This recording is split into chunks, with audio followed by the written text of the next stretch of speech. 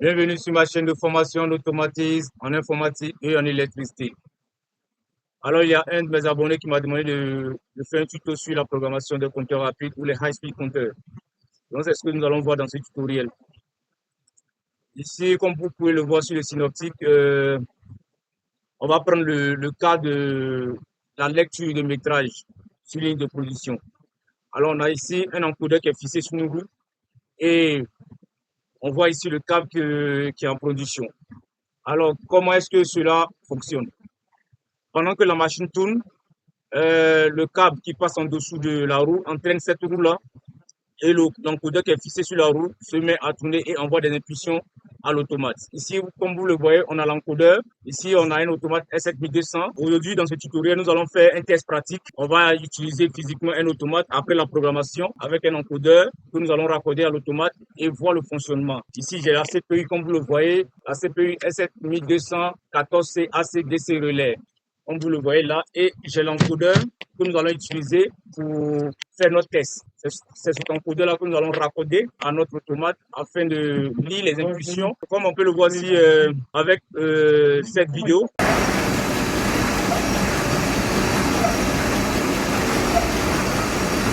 Nous allons passer maintenant à la phase de programmation. On va lancer le logiciel, on va créer un nouveau projet. On va l'appeler compteur rapide. Programmation d'un compteur rapide. On va configurer l'appareil, on va ajouter l'appareil. Ici, comme je l'ai dit avec l'automate, on a un S7200. Alors, nous allons regarder les caractéristiques de notre automate afin de le choisir dans notre logiciel. Alors, ici, on voit le S7200, CPU 1214C ACDC relais. Donc, nous allons chercher le 1214C ACDC relais. C'est bien celui-là. Et on va dérouler pour choisir la référence de l'automate. Ici en dessous, on a ici la référence, le 214 1BG40-0 XB0. 1BG40, voilà. Et nous allons regarder maintenant la version. La version, c'est la version 4.2. Voilà. Nous devons respecter ces informations dans le logiciel afin de pouvoir, après programmation, transférer le programme dans l'automate. Si ces informations ne sont pas correctes, ne sont pas justes, on n'a pas les mêmes informations physiques qui se trouvent sur l'automate, dans le logiciel, on ne pourra pas transférer le programme dans l'automate. Donc, il faut mettre les références de l'automate, la version, afin de pouvoir communiquer avec l'automate. Add. Voilà, ici, on a l'interface de programmation, nous sommes dans la configuration matérielle. On a l'automate de manière logique, dans la configuration matérielle. Nous allons maintenant configurer le compteur rapide. Pour configurer le compteur rapide, nous allons cliquer sur l'automate d'abord, venir dans les propriétés. High Speed compteur, c'est le compteur rapide. Nous allons utiliser le premier compteur. On a plusieurs compteurs rapides, on a jusqu'à 6. Mais nous allons utiliser seulement que le premier. Je clique sur le compteur, maintenant je viens, il faut maintenant enable ici, il faut activer le compteur, enable this high speed counter. Je vais cocher cette case pour activer le compteur rapide. Je vais le nommer, je vais l'appeler HFC métrage. Voilà, parce que c'est la métrage, parce que c'est la longueur du câble qu'on veut lire. Et dans type of counting, je laisse par défaut, c'est ici count. Operating phase, je mets ici, c'est ici single phase, mais j'utilise A ou B counter. C'est-à-dire ici, je vais utiliser deux entrées de l'automate pour pouvoir compter et décompter. C'est-à-dire quoi? Quand la machine fonctionne, on va dans un sens, on fait le comptage, on lit le métrage. Quand la machine, soit la machine est arrêtée et que peut-être on retire le câble dans le sens contraire, en ce moment-là, on va décompter avec l'autre, comment on appelle, la deuxième entrée de l'automate. C'est la première entrée, le A. Le fil A de l'encodeur va nous permettre de faire le comptage et le fil B de l'encodeur va nous permettre de faire le décomptage. Et puis, Initial Counting Duration, nous allons laisser sur compte app.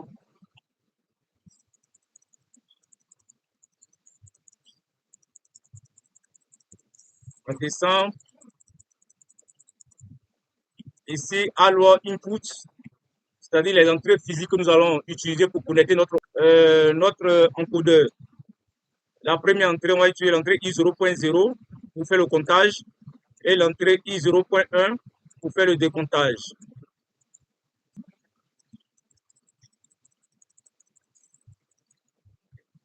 Ici, on a l'adresse du compteur start address 1000. Ça commence par 1000 et ça termine par 1023. On a configuré le compteur rapide. Mais ici, il faut comprendre que pendant le fonctionnement de la machine, l'encodeur envoie, les impulsions envoyées par l'encodeur sont très rapides si la machine tourne à grande vitesse. Alors, il faut affecter un filtre au niveau des entrées afin de pouvoir compter toutes les impulsions que l'encodeur va envoyer à l'automate. Donc, on va aller dans DIDQ, entrée digitale, sortie digitale. Nous allons utiliser au niveau de Digital Input, nous allons changer le filtre au niveau de l'entrée I0.0. Voici l'entrée I0.0 ici. Nous allons changer le filtre. Ici, Input Filters, c'est à 6,4 millisecondes. Donc, nous allons changer. Nous allons mettre 0,2 millisecondes puisque l'encodeur va tourner rapidement pour pouvoir capter toutes les impulsions envoyées. Il faut mettre l'entrée I0.0 à 0,2 millisecondes. On va faire pareil pour la deuxième entrée, le I0.1. On va mettre I0.1 aussi à 0,2 millisecondes. Voilà. Là, on a fini de configurer notre compteur rapide dans la configuration matérielle. Maintenant, nous allons passer à la phase de programmation. On va ouvrir Program Blocks. Nous allons écrire le programme dans le bloc d'organisation OB30 Cyclic Interruption. Voilà, vu que l'encodeur va envoyer des impulsions qui seront vraiment très rapides, il faut utiliser ici le Cyclic Interruption, c'est-à-dire l'OB30, pour pouvoir écrire ce code-là. D'abord, je vais prendre le compteur, le bloc compteur, je vais dans technologie, je vais venir dans over.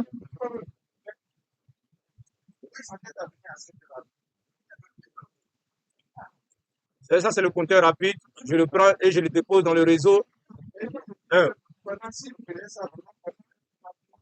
Voilà, j'ai ici le compteur rapide. Ici, au niveau de l'entrée HSC, je vais définir le compteur que nous venons de configurer dans la configuration immatérielle. Donc, le voici ici, local HSC métrage. Donc, je mets le compteur là. Alors, à l'entrée CV, nous allons ajouter un bouton là pour pouvoir faire le reset du compteur. À l'entrée New CV, nous allons mettre 0 pour mettre à 0 le métrage. Donc, je mets 0 là. Je vais créer un bloc FB pour pouvoir calculer le métrage ou la longueur du câble qui est en production. Donc, je viens dans Add New Block, je clique sur FB, je vais l'appeler FB calcule métrage. Je clique sur le bouton OK, j'ouvre le bloc FB1, je vais le créer calcul métrage. Je vais ici d'abord créer le bouton Reset pour pouvoir initialiser le compteur rapide. Je mets le bouton Reset longueur. Je vais appeler le FB là, le bloc FB dans mon OB30. Je l'appelle ici. Pour pouvoir utiliser le bouton Reset que je viens de créer dans le DB d'instance de mon FB1. Voilà. Je reviens dans le FB1, le métrage. Alors, pour calculer le métrage du câble en production, il faut comprendre que ce calcul va dépendre de la roue, de la résolution de l'encodeur. Alors, nous allons mesurer ici le diamètre de la roue et calculer d'abord la circonférence ou le périmètre de la roue. Et par la suite, nous allons maintenant calculer la longueur par impulsion de l'encodeur. Il faut aussi ajouter qu'il est souvent intéressant dans le calcul de la circonférence ou le périmètre.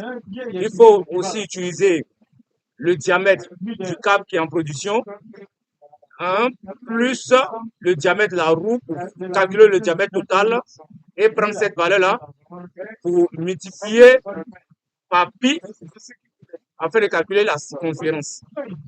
Mais dans d'autres cas, on peut directement utiliser le diamètre de la roue seulement et laisser le diamètre du câble.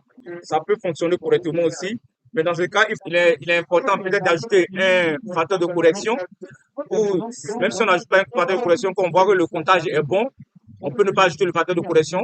Mais si on voit que le comptage, il y a peut-être un petit écart, on peut ajouter un facteur de correction pour pouvoir avoir la longueur désirée. On peut utiliser soit le diamètre de la roue seulement pour calculer la circonférence, ou bien utiliser le diamètre de la roue plus le diamètre du câble pour pouvoir calculer la circonférence. Donc ici, nous allons créer un bloc d'addition. Alors, nous allons définir ici deux variables locales, c'est-à-dire diamètre de la roue et diamètre du câble. Donc, on vient dans statique ici, dia roue, dia câble. Dia roue, dia câble, c'est diamètre roue, diamètre câble. On va les déclarer en réel. Après ça, nous allons, à la sortie ici, nous allons créer une autre variable dia total, diamètre total. Voilà. Diamètre roue, diamètre câble, diamètre total. Voilà. Alors, par exemple, on va prendre des valeurs. Si la roue fait, par exemple, 160 mm, nous allons mettre 160 ici. Si le diamètre du câble fait, par exemple, 10 mm, nous allons mettre 10 là. Et puis, maintenant, nous allons maintenant calculer la circonférence. Alors, la circonférence sera égale à quoi? Diamètre total multiplié par pi. Donc, on va prendre un bloc de multiplication. Mult, circonférence, égale à diamètre total multiplié par pi. Pi qui est égal à 3,14. Donc, ici, nous allons écrire pi. Pi, on met la valeur de pi ici, 3,14. Égal à 3,14.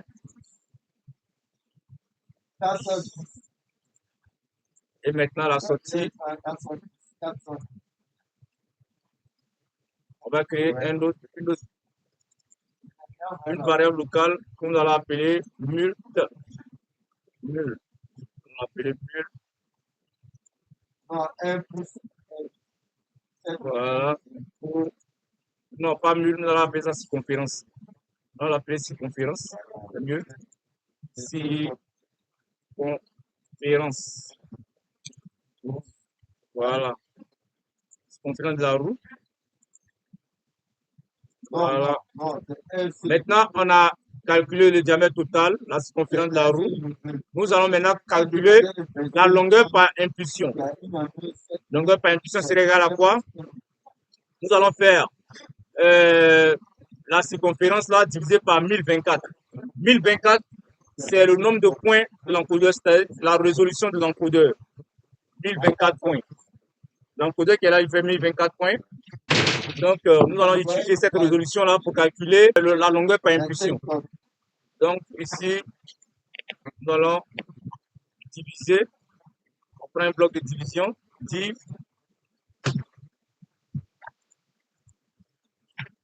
On va diviser la circonférence par ici la résolution encodeur. Nous allons déclarer une autre variable résolution encodeur.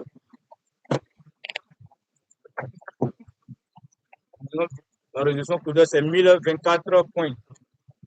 1024.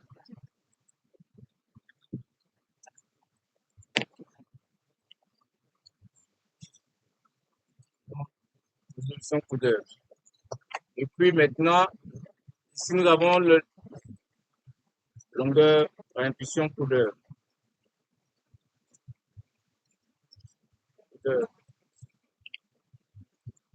Longueur par impulsion coudeur.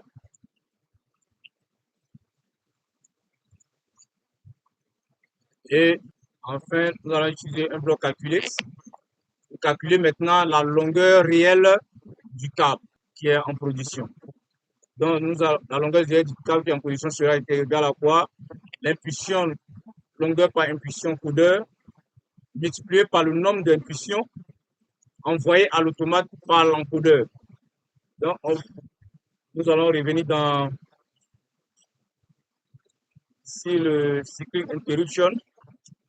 Nous allons ici lire les informations maintenant de comment on appelle l'encodeur, c'est-à-dire les impulsions que l'encodeur envoie au niveau de l'automate. Donc, je vais utiliser un bloc mauve et un bloc de conversion parce que ces impulsions-là seront en D-int. Je vais les convertir en réel. Et l'adresse que je dois utiliser ici, l'adresse du compteur, on avait vu tout à l'heure, c'était 1000, à partir de 1000 à 1003. Comme on le voit ici dans la configuration matérielle, l'adresse de notre compteur rapide. Input address 1000 à 1003. Donc, nous allons prendre la première adresse 1000. Cette entrée, on va la nommer ID 1000. Alors, on met ID 1000.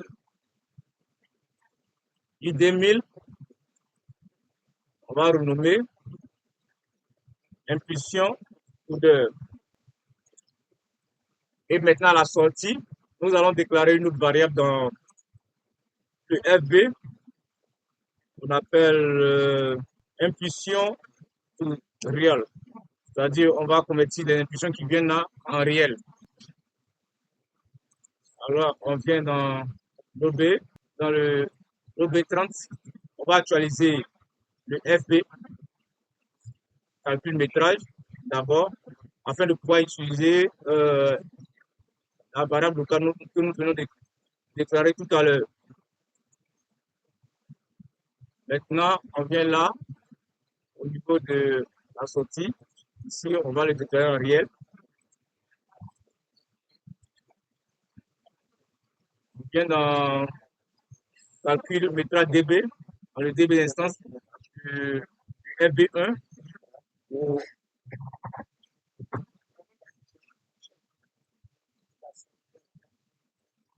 Prendre la variable locale, impulsion touriole, voilà. Maintenant, on revient dans notre FB1. Voilà, ici. Voilà, nous allons prendre ces impulsions converties en réel pour multiplier avec la longueur par impulsion pour définir ou pour avoir la longueur réelle du câble en production. Donc ici, impulsion touriole, voilà. Donc on prend l'impulsion touriole et il ne faut pas oublier que vu que ici au niveau du diamètre du câble et diamètre de la roue, ici c'est en millimètres, donc nous allons convertir en mètres. Alors nous allons diviser le produit longueur par impulsion coudeur, puis impulsion touriole, nous allons diviser le résultat par 1000 pour pouvoir voir la longueur en mètres. Puisqu'on sait que 1 mètre égale à 1000 mm, on ouvre le bloc pour pouvoir faire le calcul. Alors, je vais faire in 1 multiplié par in 2, in 1 multiplié par in 2, divisé par in 3. In 1, l'entrée 1 multiplié par l'entrée 2, divisé par l'entrée 3. Ici, je mets in 3.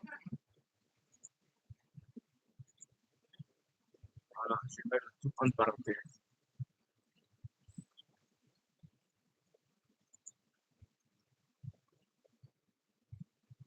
OK. Maintenant, à la sortie ici, je vais déclarer une autre variable que je vais appeler longueur en cours. Regarde. Longueur en cours en mètres. Je vais préciser en mètres. Mètres, on va abréger M.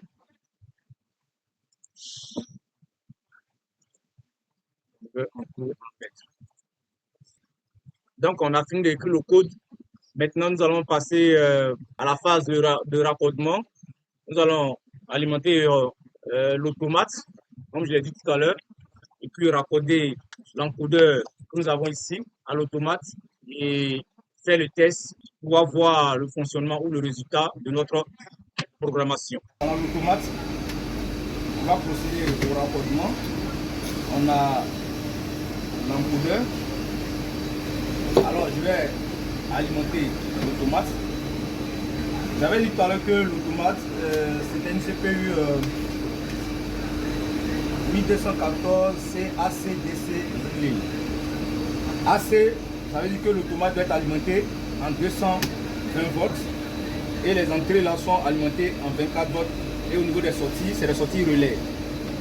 Alors, ici, il y a les 220 volts AC. Je vais connecter au niveau de l'alimentation de l'automate.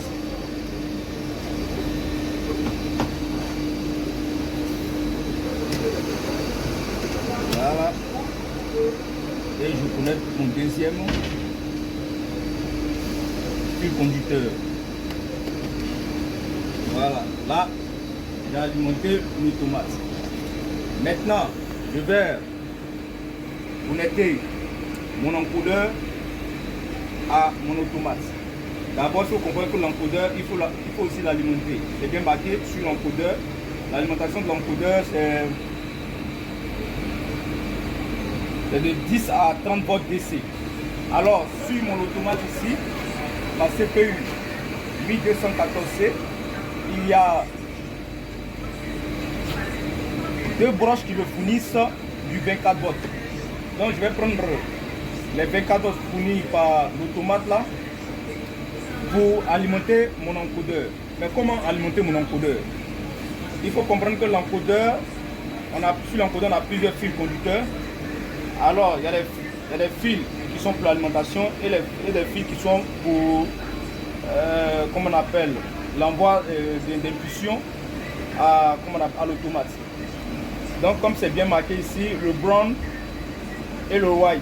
Le brown, c'est le plus 24 et le white, c'est le 0 volt. Donc, je vais prendre le fil conducteur brown. Voilà ici, j'ai le brown ici. C'est le 24 volts que je vais mettre au plus 24 à la broche qui me fournit les 24 volts de l'automate. Je vais connecter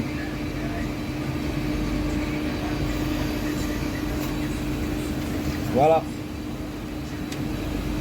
Et maintenant le white c'est le 0 volt. Le white c'est le 0 volt, mais avant de connecter le white, je vais aussi au niveau de l'automate les entrées. Nous avons ici les entrées que nous allons le premier octet de l'automate là, nous devons l'alimenter aussi.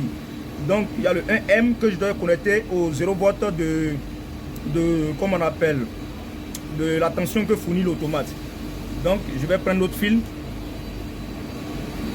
et mettre avec le 0 volt de l'encodeur là, pour connecter au 0 volt fourni par l'automate. Là, j'ai branché les fils conducteurs d'alimentation de mon encodeur. Maintenant, je vais alimenter l'entrée de l'automate. Donc, ce même 0 volt, je vais le compter sur l'entrée 1M de mon automate. Voilà. Là, j'ai alimenté l'encodeur, j'ai alimenté mon automate. Maintenant, on va mettre l'automate sous tension. Voilà, je mets le disjoncteur. Voilà, l'automate est sous tension. Voilà, on voit ici que tous les voyants sont orange, ce qui signifie que c'est un nouveau automate, ce qui signifie qu'il n'y a pas de problème dans l'automate. Il n'y a pas de problème dans l'automate. Nous allons maintenant transférer le programme que nous avons écrit là dans l'automate et nous allons nous connecter à l'automate pour visualiser le programme que nous avons écrit sur l'ordinateur ici. Pour pouvoir le faire, je vais utiliser le câble de communication qui est là, un câble Ethernet que je vais connecter à mon ordinateur au port RJ45 de mon ordinateur. Je connais le premier connecteur RJ45 au port RJ45 de mon ordinateur. Et maintenant, je vais connecter le second connecteur RJ45 au port RJ45 de l'automate. Comme on le voit ici, voici le port RJ45 de l'automate. Je connecte le second. Et là, on voit que la communication est établie. On a le clignotement. Si j'enlève, on voit que c'est éteint. Dès que je mets, voilà, la communication est établie. Si vous connectez ces deux, ou si vous connectez le câble Ethernet là, entre l'ordinateur et l'automate et que vous ne voyez pas de LED là clignoter, ça veut dire qu'il n'y a pas de communication. Maintenant, nous allons passer à la phase de transfert. Maintenant, nous allons transférer le programme dans l'automate. Alors, pour le faire, je clique sur l'automate, configurer. Je clique sur le bouton Download Device, chargé dans l'automate. Je choisis mon pilote de communication, Realtek Gaming 2.5 GBE Family Controller. C'est mon pilote de communication Ethernet.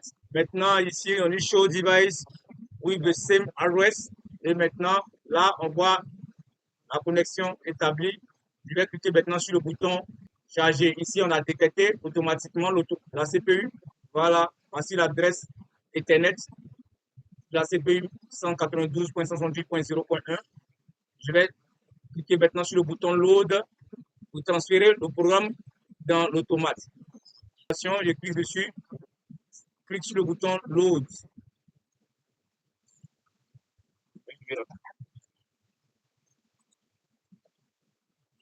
Je clique sur le bouton Start Module, Finish. On voit ici l'automate qui clignote. Maintenant, l'automate est vert. On a transféré le programme. Maintenant, on va connecter l'encodeur. On devait le faire avant de mettre l'automate sous tension, mais c'est pas grave. On va couper l'alimentation et puis connecter les deux fils de l'automate là, c'est-à-dire le A et le B. Le A à la première entrée I0.0 que nous avons choisi et le B à l'entrée I0.1. Donc on va couper l'alimentation d'abord. On va pouvoir connecter ces deux fils. Ici, sur l'encodeur, on voit c'est bien marqué par les couleurs. Le A, c'est le green. Le vert, c'est marqué GN sur l'encodeur, green. Et puis le B, c'est le gris. C'est marqué GY sur l'encodeur. Donc je prends le vert, je vais connecter le vert à l'entrée I0.0 de l'automate. La toute première entrée du premier octet, c'est-à-dire l'octet 0. Et le second fil conducteur, je vais le connecter sur l'entrée I0.1.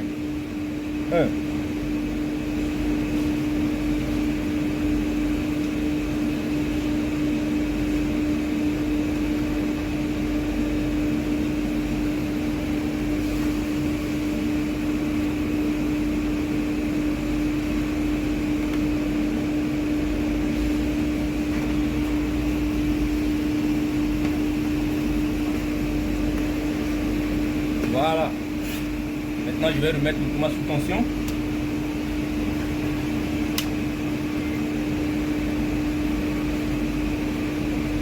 voit que ça clignote. Dès que c'est vert, ça veut dire que c'est bon. L'automate en mode run. Voilà. Ici, on voit déjà, quand j'ai connecté les deux entrées là, les deux fils de l'encodeur, le A et le B, on voit que ces deux voyants sont allumés. Le premier voyant, c'est le I0.0 et le second voyant, c'est le I0.1. Nous allons nous mettre en ligne avec l'automate. Nous allons cliquer sur le bouton Go Online. Voilà, là nous sommes en ligne avec l'automate. Nous allons visualiser la partie qui est là. En cliquant sur le bouton lunette là. Et voilà, ici on voit que on n'a rien ici au niveau de la sortie. On voit le diamètre calculé déjà.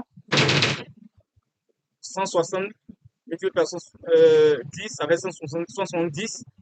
Et voici la circonférence en millimètres. Et maintenant, on a ici la longueur par impulsion en millimètres. Et maintenant, ici, au niveau de la longueur en cours, on a 0. Alors, on vient dans le bloc Cyclic Interruption, visualiser. Donc maintenant, nous allons tourner l'encodeur. On prend l'encodeur. Ici, on voit que l'encodeur réagit bien. Changer le format.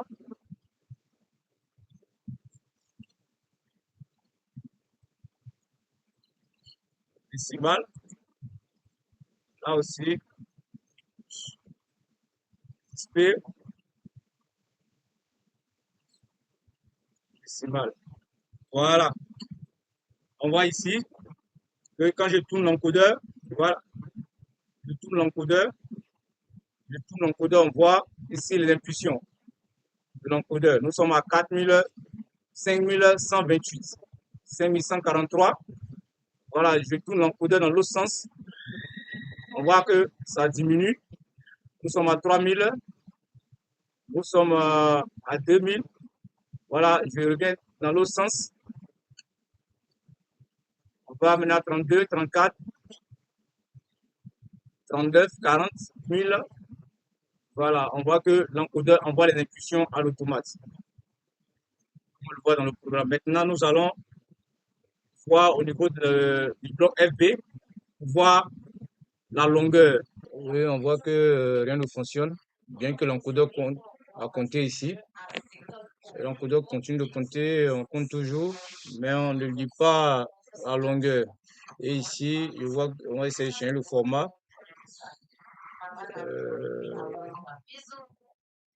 Décimal. Non, rien ne fonctionne. Alors, nous allons voir, nous allons chercher pourquoi ça ne fonctionne pas. Et tout ça, ça s'appelle le dépannage. On va ouvrir le bloc OB30. Allez dans l'OB30.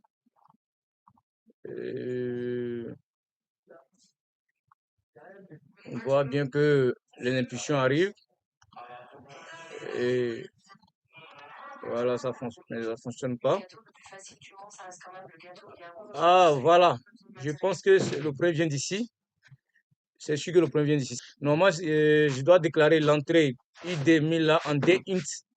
Je me suis trompé, j'ai mis D-word au lieu de mettre D-int. Je pense que c'est ça qui cause le problème. Donc, je vais changer, je vais mettre D-int et je vais transférer. Voilà.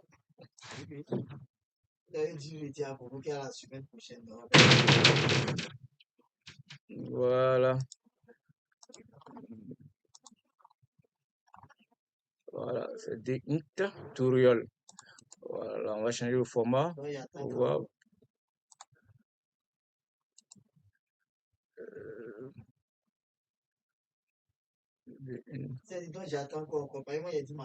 tag.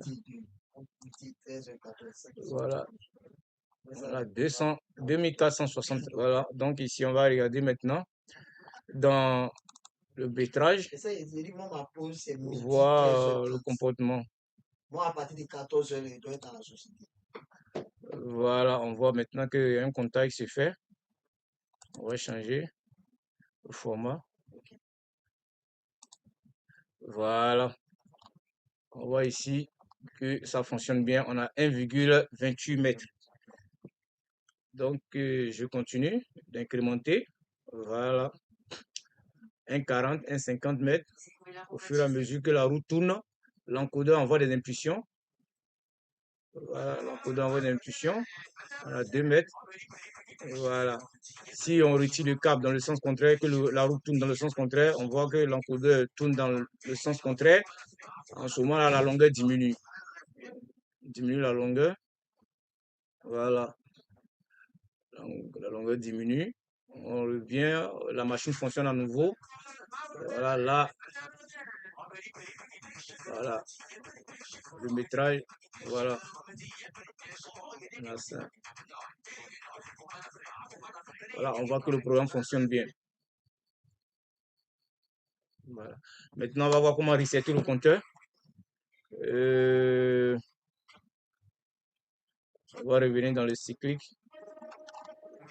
Pour resetter le compteur, normalement, il faut, vu que j'ai pris la variable locale là, il faut, comment on appelle ça, mais configurer cette variable locale là avec un afficheur pour pouvoir programmer un bouton pour soi pour faire le reset.